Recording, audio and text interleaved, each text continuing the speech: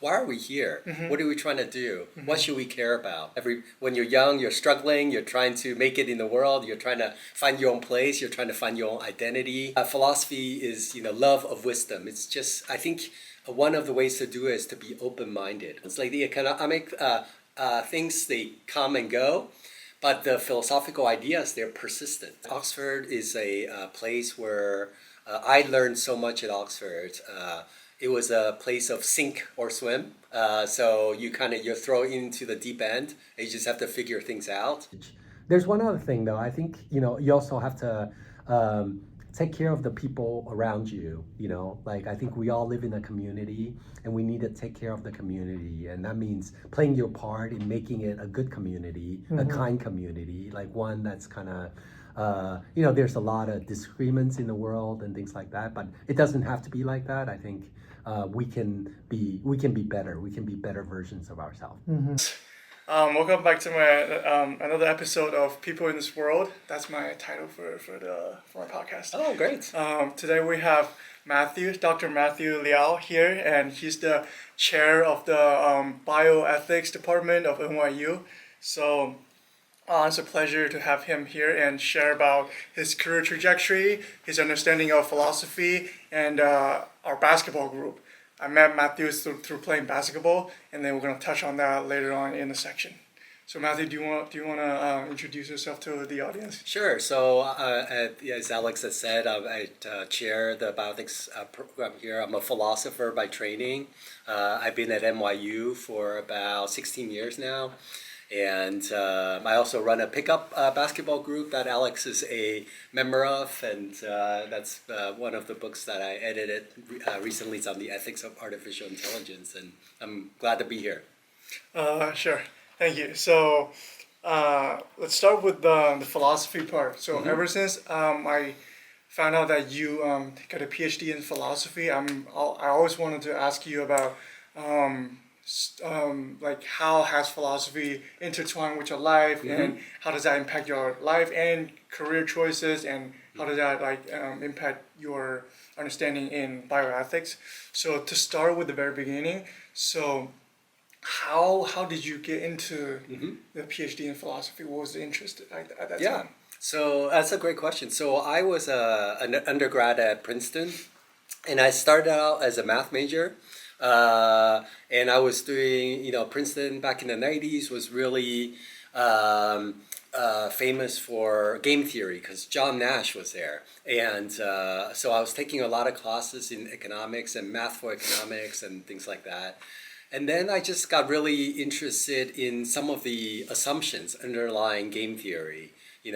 So one of the assumptions is people are generally self-interested, right? So they are going to try to maximize the minimum. They're going to be risk averse and so on and so forth.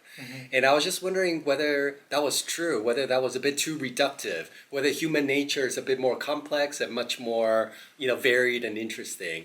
And that really got me interested in philosophy. And I took a class with Cornell West. It was in philosophy of religion, and basically cover the history of Western philosophy, all the way from Hume, all the way to Feuerbach, and a bunch of other Wittgenstein, and all these great thinkers. And I just loved it. I thought it was so interesting. The world of ideas. These ideas make up the fabric of our thoughts, of our society. They influence, they create society, they structure society. And so I wanted to do more. So then I started working on thinking about political philosophy, and then I went to Oxford to do my PhD, my DPhil in moral philosophy. Moral philosophy. Yes. Yeah, that sounds very interesting. I didn't know you start off as doing math and then economy and then switch to philosophy. Yeah. I'm sorry, I choke sometimes. Do you think studying philosophy help you engage in hurdles that you face in life sometimes, and how does it change, how do you view things from time to time, especially in your early ages, where things are not as stable as you have right now? How does that help you make decisions? So when I got into philosophy, I was 20 some years old, and thinking about life, the meaning of life. And one of the things that I really found illuminating about philosophy was it allowed me to break down the questions, really think about these bigger questions about why are we here? What are we trying to do? What should we care about? Uh, uh, and um, and I think that part was very meaningful to me, especially at that age where, as Alex was saying, things were very uncertain.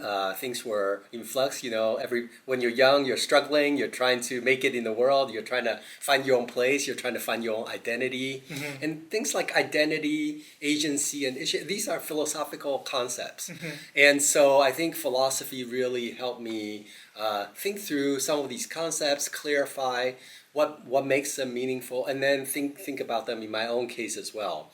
So I think I was primarily motivated by philosophy for its like the academic interest. Like there were some questions that I was trying to answer.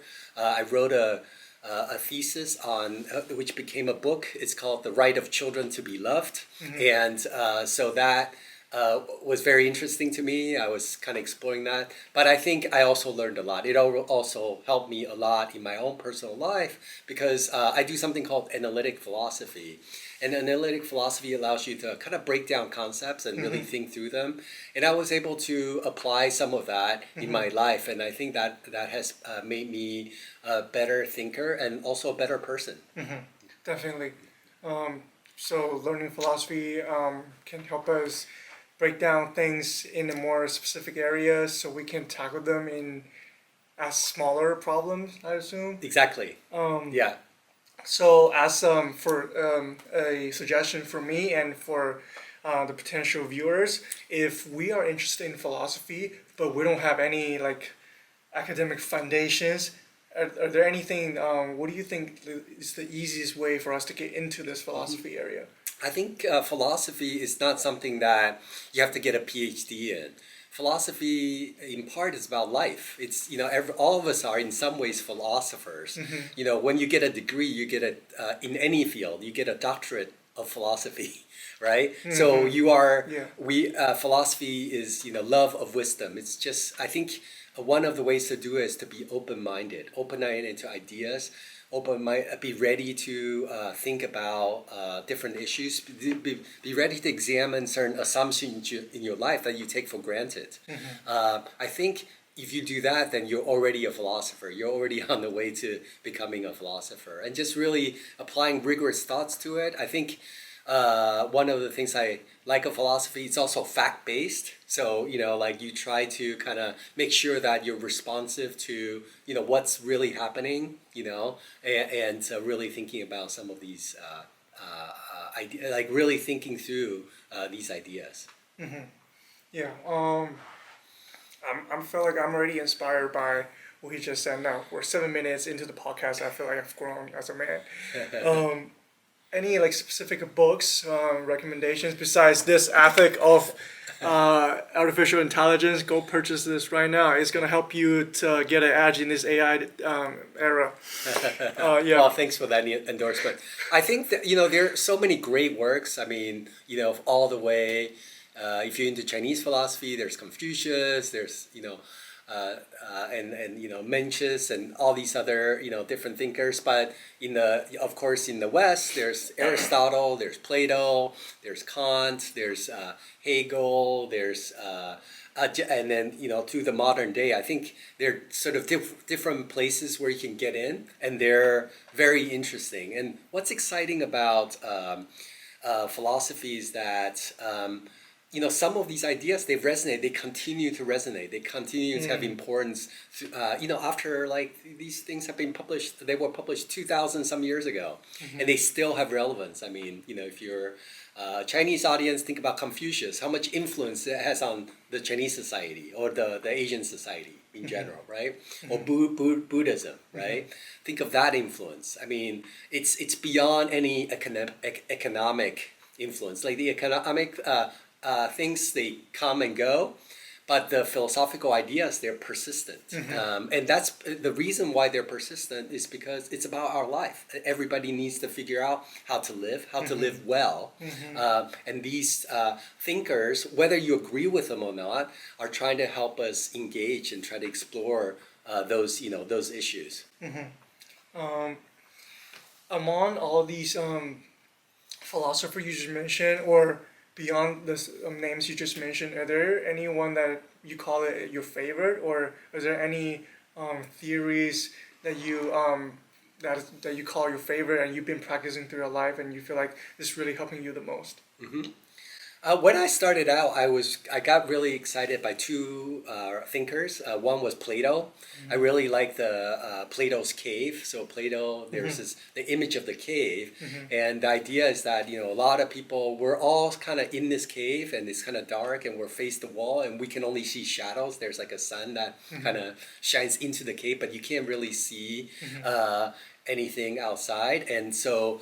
And then we're kind of chained. And so the Plato thought that, when we break the chain and go back up, then we can really see true beauty, what's really true out there, right? And then it's our responsibility then to come back into the cave and tell the other people what's really true out there. So that, I think the cave metaphor really encapsulates a lot of thinking about our condition, the human condition. There's a lot of stuff we don't know, and there's a lot of stuff that we need to know.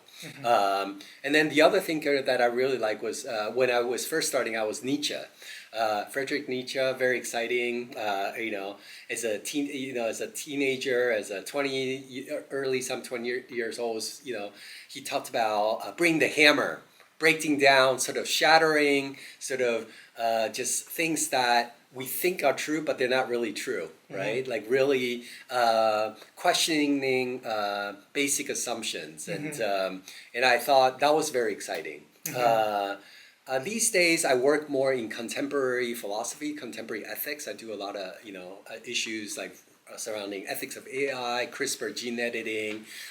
Also, I'm currently writing a book called The Future Brain. It's all about the brain, things like brain-computer interface. You might be able to read people's mind. You might be able to use your mind to control airplanes and other devices. There are also people are trying to use smart drugs, to make themselves smarter and things like that. So I think about the ethical ramifications of those technologies, and I think a lot of those are very exciting areas.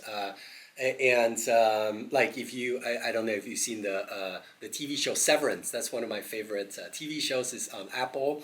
It's basically about these people who are severed. They live an outside called an outie. They have an outie and an innie. So in the outside life, they remember a certain set of things, but when they go into this building, they forget everything on the outside, and they take on their innie personality. And it raises, it's highly recommended. You haven't seen it, but it raises all sorts of philosophical questions about identity, and who should who should is the outie the same as the innie? If not, who are they? Do they have rights? And things like that. Yeah. Wow. There's a lot of things to think about. Just to piggyback, first of all, the Plato's cave theory. I think Matthew is a great. He actually practiced what he preached. From Oxford to NYU to different places of the world, you actually just go out there and keep exploring the world.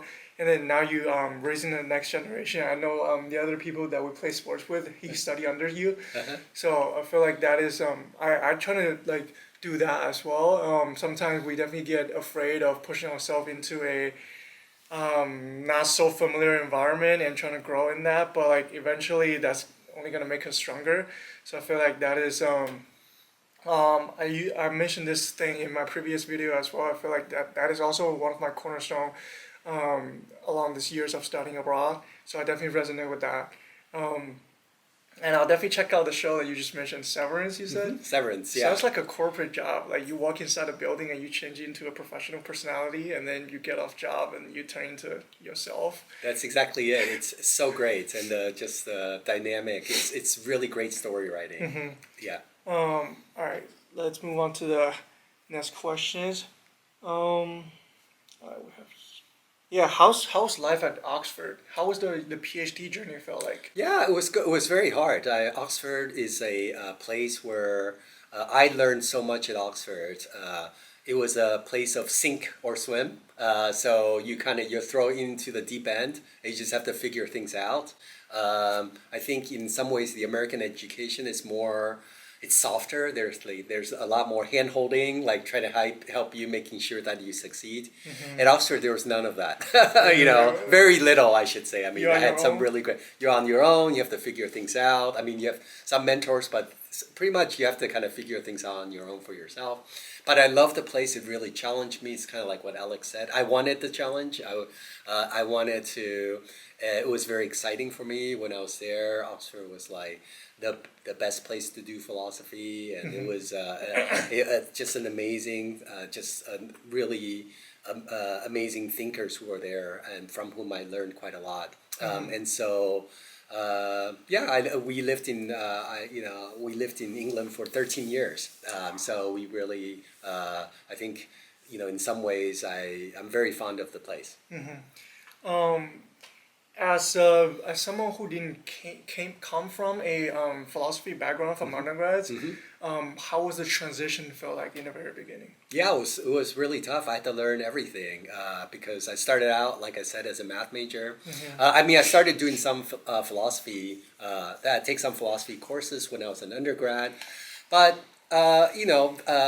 grad education is very different, and I think also the UK system is very different from the American system, and so I think I had a huge learning curve, but it really challenged me and took every ounce of my energy to try to do well. But I think I was lucky to there were I definitely had help. There were a couple mentors who really believed in me, really supported me. I think part of life is also finding the right mentors, like someone there who can kind of advise you and really help you. And so I was very lucky. Like sometimes you have to be a bit lucky, and I definitely was. And so I found somebody who was very helpful, and I was able to go through it. So. Sounds like a lot of work, and for someone who is trying to aspire to get into a PhD, I'm looking forward to that. I like challenge. I want to study. I want to go through that as well. Yeah, I actually have a question prepared just for AI. Um, so we're generally in this AI era right now. How do you see AI, and could you talk about more about the ethic things that you just talked about, and then maybe we can start with the um, like the case that our most of us are related to. How do you think students using AI to write their assignments? Yeah, great question. It's something that every university, every institution is trying to figure out right now. I run a master's program in bioethics, and we do a lot of writing in my classes and in the degree. And I think AI is going to change the way we teach. Hopefully, I'm still looking. There are people who think we should try to ban it. There are also people who think we should just let all the students use it. The way I think about it is that one of the things about why is it important to be able to write well? And I think writing, like when you write well, it starts with clear thinking. The clear thinking process, and that process is so important. And thinking, I think it's a muscle. It's a muscle where you have to use it. It's kind of like, Alex and I play basketball together, and you go to the gym. And when you go to the gym, you use your muscle. Like, I mean, why do people go to the gym even though they can kind of move around and do things? They're cars, they're easy transportations, right? But they still go to the gym. They put in the work because it's good for them. It's hard, but it's good for them. It's healthy. Why do they lift weights? They don't need to do all that. But it's good for them. And I think thinking is like that as well.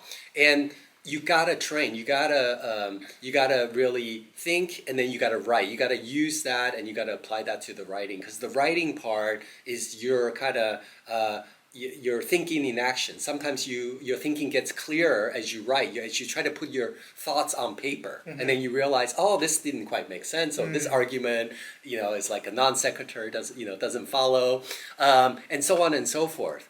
And one of the worries that all the educators right now are worried about is like our students, the future generations, are gonna lose their ability to be able to think. Right? Because of AI, because all this AI, it becomes too easy. It's like somebody else is doing the thinking for you. And I think that's really bad because just imagine a world where you stop exercising, right? It's gonna be, it's gonna be really bad for you. And so I think one of the things I tell my students is I try to give them a good reason not to use AI. And this is what I tell them. I sort of say, you're doing this for your own good. You're paying a lot of money, especially at NYU. You're paying a lot of money, and if you use AI, like why bother even coming here? Like you're wasting your time. You're wasting my time. You're wasting everybody's time just using this AI, and you're learning nothing, right? I mean, go do something else if you don't want to learn. But if you're here, try to go through the exercise, like go through the thinking, and because that's going to make you a stronger thinker, and that's something that you can take with you. And that can, because things will change in the future, we don't know in which direction. But when you invest in yourself, like education is when you're investing in yourself, you're investing in your brain and your thought processes. And when you do that, that's gonna make you that you're gonna be able to carry that through your whole life, right? And this is your opportunity to do it because when you're working, you're going to have all sorts of demands from work. You're not going to have time to really collect your thoughts, like improve your, this is kind of like the summertime when NBA players, they hit the gym, they're working out, right? You got to do that. You got to put in the time, and that when you put that in, that's going to make you a better player, better thinker. So that's what I try to tell my students. I try to not be punitive about it because then it's a cat and mouse game.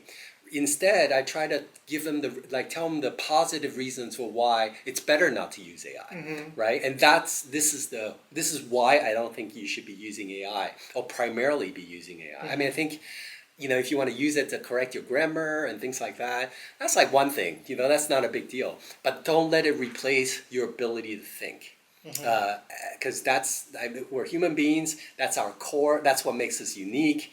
If you lose that muscle, you're going to be at a disadvantage in the future because there's going to be other things. There are a lot of people with a lot of looking for jobs, and AI is going to replace a lot of jobs. You better be, strong. You bet. I'm saying, you better be ready. And that one of the things is training your mind, investing in yourself. Definitely, I couldn't agree with that more. And then I feel like the other important thing is especially for my generation, we grow up in the digital age, and then sometimes we can get so used to these technologies, these information around us. Sometimes we get carried away if we just let AI take over and then let the social media take over, and we don't think critically, we don't plan routes by writing down stuff physically. Well, we'll actually get carried away, and then just think how horrible it's going to be. See some of these AIs are already taking jobs from the painters, people from designing companies that are slowly losing their jobs. So, I feel like as the technology grows, the more our ability to think gets more important. So. We're getting free lectures here by a professor from NYU. It's like $800 just then, bro. Better like this video and subscribe and forward to your friends or something like that. Circle back to the ethic and sports, which we love. The one thing I spotted in recent years, not only in sports, but the whole entertainment industry, talking about movies, sports, gaming, TV shows. The one thing I realized is not as good is that they're really pushing the limits to capitalize on their products, but as they're doing this, their quality of the product drops.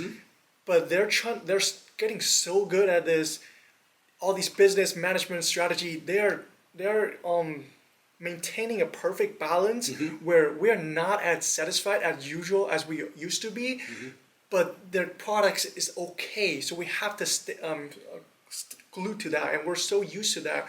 and they're trying to maintain this dynamic balance. I feel like that sometimes annoys me. You can tell they're gaslighting you, first of all, to get your money, get your attention, and then drop the quality, but not so much, so you're still in that. How do you feel about that? What do you think about that? Yeah, so I think businesses, there are different ways of looking at this thing. I think you're definitely sort of identifying a real phenomenon. I mean, one way to look at it is like, product development has a life cycle, and there's a certain path, right? Like if Apple gives you the latest, let's say that, so what's the latest right now? It's like 16, right? Apple 16. Let's say that they're probably working already on Apple 19, even as we speak. And Apple 17, 18, they're probably ready to go. They probably could have come out yesterday if they wanted to, but they hold it back because it's kind of like what Alex is saying.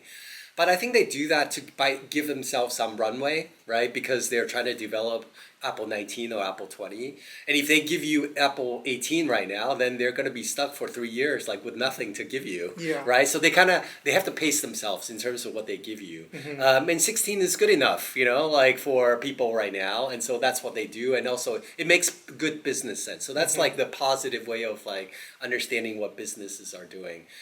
There's other things that are going on, like in social media, for example. There's the attention economy, like where they get you to kind of doom scroll. You get on TikTok or whatever, Snapchat, and you just keep scrolling, and then you're like, oh my gosh, I just wasted 2 hours looking at this stuff, and that's really, really bad. And there are people who are actually trained to kind of grab your attention. And so one of the things that I think you want to protect yourself is you really want to protect your focus, your attention. And I mean, I say that applies to me too. Like I'm also guilty of like doom scrolling, But I think it's very precious because that's time that you've lost, and it's time that you lost that you could have been doing something else. But companies have an incentive to do that. And that's the negative aspect of capitalism, the negative aspect of these people. They're just trying to get user engagement. They're trying to get your focus. They're trying to, so that you maybe will like the ad and buy something and so on and so forth. And that, I think, sometimes companies could do a better job of protecting people's rights, really paying attention to the user rather than just sort of like trying to make money, trying to get that user engagement at all costs. And one of the biggest things is children, right? So like a lot of these social media, even though they say that, under children under age 13 can't use it, but we know plenty of kids who are on these social media, and it's really bad for them. It's destroying their ability to focus. And I think companies as a whole have a responsibility to humanity to make sure that we bring out these technology in a more positive way. There are sort of more positive ways of developing technologies, and there are less positive ways of bring out these technologies. This is one of the not so great ways of bringing out technology, and we should really do a better job of thinking through those implications. And that's where ethics is very important, because if you're just thinking about money, engagement, etc., you forget that, look, these children have rights, and we need to make sure that we protect them because they're our future too, right? Exactly. And we're destroying them, and when we're destroying their mind, their ability to focus, we're in that way destroying our future because they're going to be the ones who are going to be in the workplace, and if they're less able to be able to do things effectively, that's going to affect all of us. Surely. I think we can move on to the second part, which is your academia life. Okay. So could you walk us through your main responsibility at this moment? Sure. I basically chair the bioethics department here at NYU. I run a center, so we have a master's program in bioethics, and we get maybe about 40 students per year in the bioethics program at the master's level. We also have an undergraduate bioethics minor. We teach about 17, 18 courses at the undergrad level on various topics in bioethics, from medical ethics to neuroethics to the ethics of the internet. and so on and so forth. And we there have about 700 students at the undergrad level who take our classes. So it's a very big and thriving program. I have about I have 4 faculty. We're a small department. But I like my colleagues a lot, and we also work very closely with the philosophy department here. The NYU philosophy department is fantastic. It's well renowned, and the colleagues I have there are amazing, and so I've really enjoyed working with them as well. And so so that's my current job. Did you found this program? No, I didn't. So it was founded by Professor Bill Ruddick. And in 2007, 2008. And then he recruited me.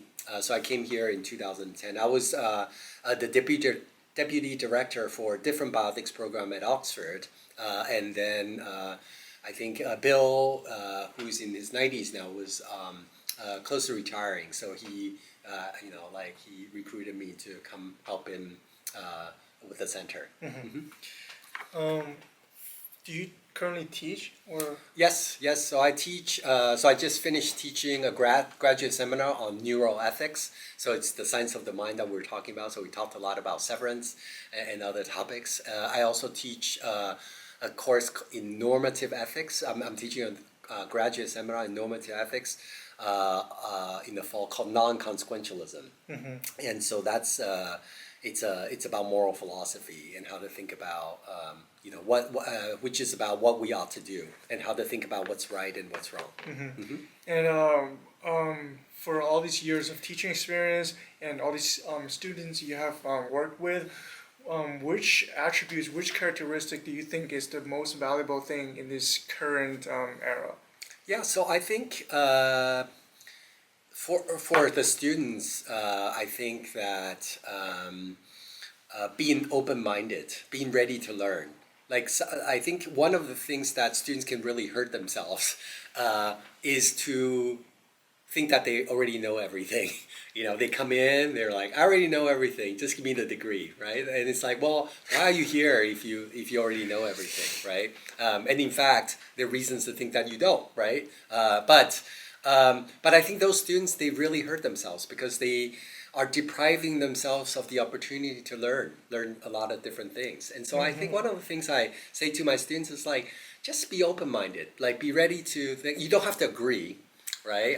One of the things I tell my students is always feel free to disagree with me, right? You don't part of your job isn't to agree with me.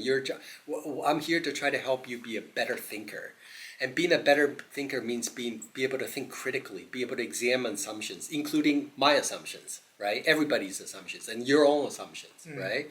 And that's a very important skill set because if you have that, then you can kind of look at business plans or whatever and really think about whether they make sense and really be able to think through them in a very logical kind of way. But there's old, I don't know where the metaphor came from, if with this cup, right? And you fill the cup, right? If the cup is already full, you can't put more stuff in there, right? And I think that's really true of learning. I really find that metaphor very illuminating, right? And there are a lot of students who come, their cup's already full. Really? And they just, not a lot, there's always one or two. And it's you're not doing yourself a service. In fact, from where I'm sitting, I can see that there's a lot of things that you could learn, but you're not giving yourself the opportunity to learn, right? And so also in sports, coaches look for players who are coachable. If you're not coachable, you might be really, really good, but you're depriving yourself of becoming better. Right? Because there are these coaches, they have other things that they know that you don't know, right? But if you're not coachable, those are from a coach's perspective, those are the worst players to have on a team, right? And because they're not willing to listen to you, they probably then are not very good team players either, and so on and so forth, right? And so it's the same. I think life, in some ways, the lessons they carry across, whether you're learning in the classroom, learning in sports, or so on and so forth. Yeah, I feel like that's definitely true, especially in New York University. Everybody came from a great background. If you can get admitted to this program, you must be him in your previous experience. You must be the top tier. And coming here, we gotta reset. We gotta pour the cup empty, and then that's how we gotta refill that. Yeah, and about the NBA player, I definitely have some names in my mind. But man, We're not naming any names here. yeah, but So. if you know, you know. Yeah. This is the next question is more so for myself. I want to know about like what are the different paths that people usually take in academia. I know that some people mainly on teaching or publishing but Yeah. I'm not in there, so I don't know what Yeah. it really looks like. Yeah, so for our master's program, we actually have 4 tracks. So there are one, maybe about 30-40% go on to do a PhD, usually in philosophy. So then once they're in PhD, they might then become professors and so on and so forth. And but then another track, so in bioethics, they go into law. So health law, health policy, that's another big group. And then we have students who are on the medical track, so they go on to do medicine, like they are practicing doctors. And then we have a 4th group, they kind of do maybe nonprofit work, or maybe they do quants trading, like there's a lot of biotechnologies, and they maybe work for pharma, for Pfizer and so on and so forth. Now that's bioethics generally. In academia, PhD route, of course, one straight route is to be an academic. You publish, you try to. What does it mean to be an academic? Basically, you're trying to figure out new things that people haven't thought of, right? You're trying to usher in new knowledge into the world. That's the job of a PhD, is to create new knowledge, or identify, not create, but sort of like discover new knowledge, knowledge creation. And that's really important. For our society to progress, we need people to be able to identify new things that we haven't thought of. Businesses are different. They're taking ideas that have already been identified, and they're trying to make them work well for us. And so they try to market them, they try to make them more efficient. Engineers try to take those ideas and create products that we can use, right? So they're all very different, important roles. But I think in general, academia is about knowledge creation. But some people, they decide that they don't want to, like they do a PhD, they don't want to be in academia. They don't want to, it's maybe too lonely to, always hit the books and sort of like just be on your own trying to come up with, ideas and stuff like that. So some people take that and then they work in companies. And I think even in those cases, I think a lot of companies value people with a PhD, with a higher degree, because it shows the ability to kind of really do something very like rigorous thinking, right? If you're able to get into a PhD program, you're a pretty rigorous thinker. Like and there's you got good writing skills, you got good analytic abilities, and companies like those. That profile is very attractive. Like, of course, they want to hire like smart people who can kind of do their, who can work with them, and even better if they want to kind of pivot. And so I think that PhD students tend to do pretty well. Not universally, but they tend to do pretty well in job markets, or at least they have attributes that wouldn't stop them from getting hired.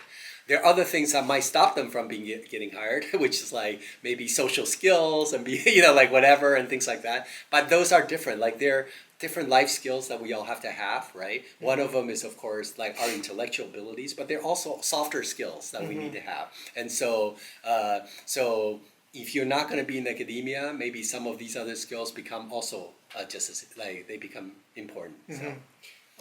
I assume you follow the path that you write a lot of books and then you discover new knowledge for human beings. And then could you like share some habits or like your routines that you do? And then how have you like compound through these habits and then gain some knowledge over the years? Yeah, so I think that's a great question. So I think that I always try to think for myself, think outside the box. When I see a question or an issue, first of all, I try to understand what the key issues are. What's the debate here, what are the problems here, right? And what are the sort of the key things that we should be thinking about? And then as soon as I understand what the issues are, I try to kind of think for myself. I start to write down some ideas. Um, and then after I've written, so I make sure that I think through, and then I write down some ideas. Then I try to do product differentiation. So I now take the ideas I have, and I then look at existing literature to see whether other people have suggested those ideas already. Sometimes they have, right? If they have, then what I try to think about is whether the path, like whether whether the two ideas are exactly the same or whether there's some differences, right? Because maybe we got the same conclusion, but maybe we come at it from different paths, and maybe one path is better than the other, and so that's a further opportunity to say something new. So yeah, we both are think that this is roughly the right approach, but we have different approaches to getting the right answer, right? And so basically product differentiation to really identify what's unique, and that all of what I just said can be encapsulated by a very simple thought, like a simple heuristic, like what new things am I bringing to the table, right? What can I add? So businesses like to talk about like added value, right? Value added, right? What new things can I add to the table? What new things can I add to this literature, right? That's always what I'm looking at. In research, you're not always going to be able to add new things. Sometimes you're a bit too slow, right? So like you are thinking about an issue, you figured it out, and then you want to say something, and then you realize like other people have already said it, right? That's okay. You have to move on, but it's kind of like one of the things as an academic, your job is to get better at identifying new issues and coming up with. Sometimes it's a bit of a race, right? To try to come up with new ideas, before other people do. Because if it's a good idea, then someone's going to come up with it. One of the analogies I really like, I call it the surfing analogy. So part of academia is like. Being able to identify the waves, like the stuff that's coming, and then be able to catch the waves right on time, right? In order to be able to catch the wave, you have to be prepared. You have to be ready to catch that wave when that wave comes, right? And so that means doing a lot of preparation in advance so that when the wave comes, you can ride it, right? That's part of the analogy. But there are a couple other things. Like one is that sometimes. And sometimes you can be too late because like you come up with something but the wave has already passed, right? So you missed the wave, right? Because and so you got to be ready for the wave. But sometimes you can be too early, right?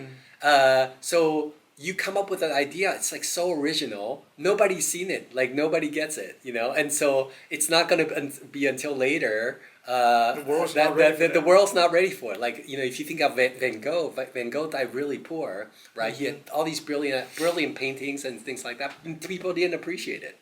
They appreciated it later. He was way too early for his time. Which lucky for us that we have his painting, but very sad for him. He wasn't able to benefit, and that can happen. Like life, that's just the way life rolls. Like you don't really know when the wave's going to come, but at least he was putting out really interesting ideas into the world in terms of beautiful paintings. There's one other thing with the wave analogy. There's some people who can create waves, right? And those are really interesting. Like someone like Plato was someone who created waves. Like they, whatever they did, they were able to create, and then people all gravitated towards these type of thinking, right? And that's very rare, but that's like amazing if you can kind of you're basically the trendsetter. You're not just watching for trend. In fact, you're ushering a new trend. And so in the world of ideas. A lot of people aspire to do that. Like most of us fail, but it's a very exciting thing to be able to try to set the trend. Yeah. So yeah. Well, at least we can try and see it played out. And in modern lingo, it's called going viral. So. Yeah. Let's go viral. Hit the like button so we can go viral. Can you share about your daily habits or any daily routines that you do to keep your mind sharp and keep you focused, especially in this era of like distraction and fast-paced life? Yeah. So I don't like I don't I you know I like I don't think I'm a perfect example because I get distracted quite a lot as well. One of the things I like to do is I think, as Alex knows, I like playing basketball. I think the basketball really helps me stay focused. It allows me, it's like an outlet. I'm able to kind of go and just think about something else. And then when I come back, I'm like, because I think healthy body, healthy mind. And so when I've gotten all those excess energy out, then I'm ready to think. And so that's very helpful. Another thing I do is I try to get like a project started. I don't. And then once you get started, then it's kind of in your head, and then you can go do other things. So like, let's say if I'm working on a paper, I'll start thinking about. I'll have the document open, and I'll be thinking about the idea. So it's in my head, it's percolating, and then I might go do something else. Maybe I'll doom scroll a little bit or whatever. But I'll come back because it's already in your head. If you start out the day with just nothing, like if you just kind of I think that on the days when my days are not so good is when I start a day reading the news, like checking my emails and things like that. If I start a day like that, then it's very easy to never start because there's like a huge inertia. Because it's that inertia just kind of builds up, right? But if you can kind of overcome the inertia by starting something, just getting it started, even opening the document and just having it there and like start thinking about it, and then you can do other things. But that inertia will carry. You'll get a lot more stuff done. Definitely. Yeah. Yeah. So let's move on to the basketball part while we still have time. So you said 16 years you've been running this. Well, just at NYU, I ran a basketball group at Oxford as well. So So I've been how running long it for ago? many. I have no now. I Lost think count. I've lost count. It's 20, 23, 24. I don't know. It's long. That's So that's crazy. So yeah. if you can take us back to the very beginning at Oxford, how did it all started? Well, so I used to play a lot of other sports. I was on the rowing team at Princeton. Marlboro was number 2 in the country, and I had a coach who was the stroke for the U.S. Olympic team. I also, I wasn't very good at a bunch of these sports. I was like average, whatever. I played water polo. I played tennis. One of the sports that I played, but I'd never played on the team was basketball. But in England, when I was in England, I got really into it. There were a lot of Americans there, and there was a game, and I started playing in that game, and it was super fun. And also basketball is something where rowing, for example, you have to. You have to have 8 people. Well, I rowed in an 8, so you have to have 8 people. You have to go down to the boathouse. You have to take the boat out. You have to clean, whatever. It takes a long time, right? Tennis too, even tennis, you have to go to the court, and it takes even at least almost like an hour just to work up a sweat, But basketball, in 20 minutes, you're sweating. You're sort of because you're running back and forth, and there's no slowing down because if you slow down, someone's blowing by you and things like that.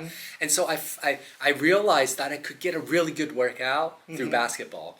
And another thing I really like about basketball was that it was a team sport. So I really liked the camaraderie, the hang out with my basketball buddies, so that social aspect, playing as a team, was I really like that.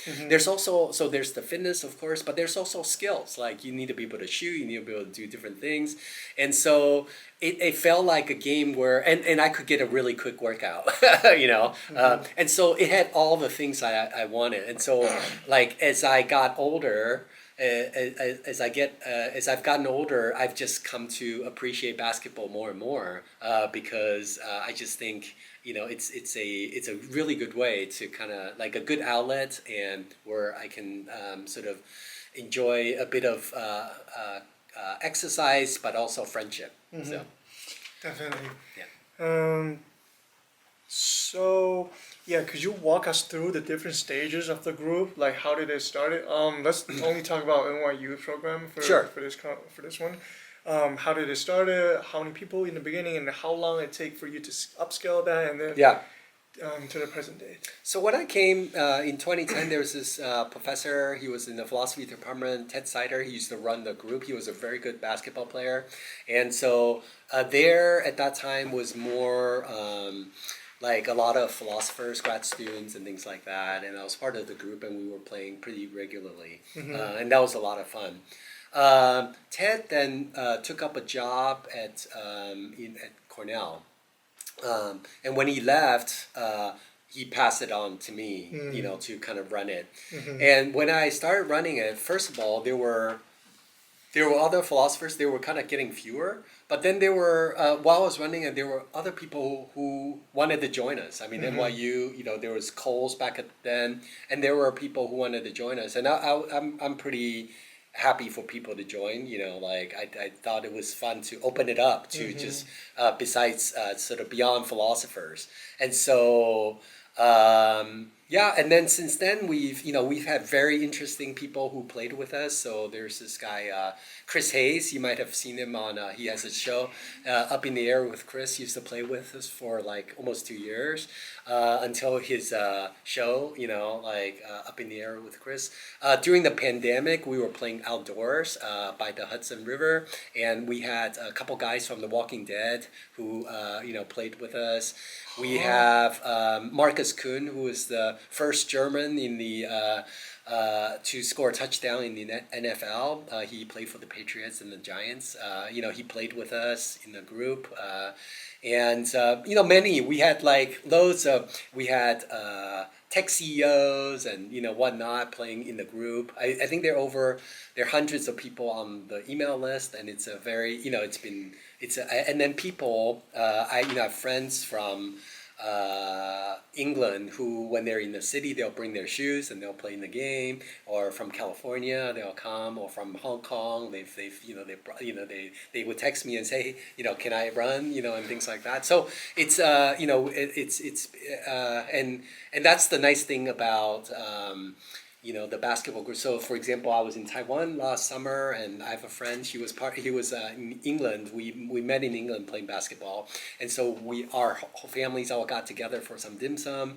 And so these are the friends that I've been able to, we've been able to stay friends through basketball, and and beyond that. So yeah. Wow, this program is so much more bigger than I thought. I didn't know about these celebrities and athletes that I thought it's like all NYU faculties or like students. Damn. Wow, it's a real legacy, and yeah, happy to be part of it. I think you're running out of battery. I think you're out of battery. So let me end it here and then just use.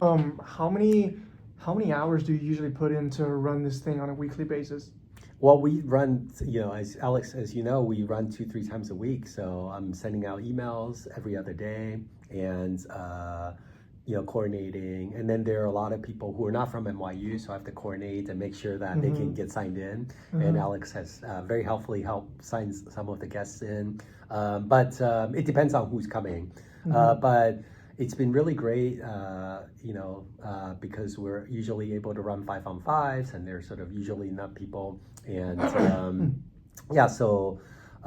and it makes it more fun too. So because they're sort of, I think the level's pretty good, and I think we're able to get very good games, when everybody kind of chips in. So. And would you say, do you spend like 5 to 10 hours a week to? No, it doesn't take that long. So it's like it's minimal effort. So I do it for for fun. I really again enjoy the camaraderie, but I also it's also good for my mental health. So I think so there are a lot of, it's something that I enjoy doing. It's a hobby. So yeah. And over this years of running these programs, how do you feel like this program has helped the people who participate in that? And how do you feel like this program had helped you yourself as an individual? The basketball. I think that we've brought a lot of nice people together. I kind of also, it's kind of self-selecting, but also I kind of handpick. If someone's a real jerk, like usually I don't invite them. So it's kind of curated.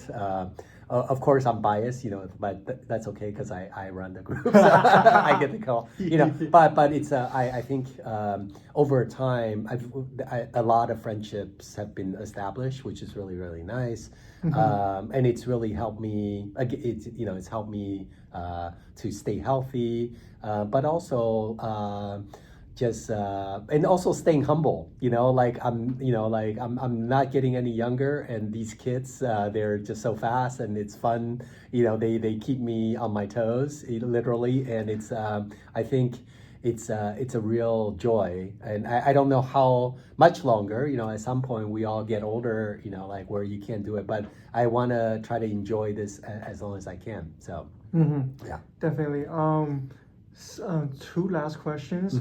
First of all, were there a time that you feel like, oh, it's a lot of burden for me, or I have too much on my plate, I don't feel like doing this anymore? Because it's a long run. All these years, maybe an hour or two for a week is okay, but if you are able to do that for 16 years, that's a huge challenge. That's a huge accomplishment. Yeah. No, I don't think I've ever felt that it was a burden. There have been times where I wasn't able to do it as much. So, for example, last fall, I think I gave over 25 talks last fall. I went to China twice, went to Korea, went to Germany twice.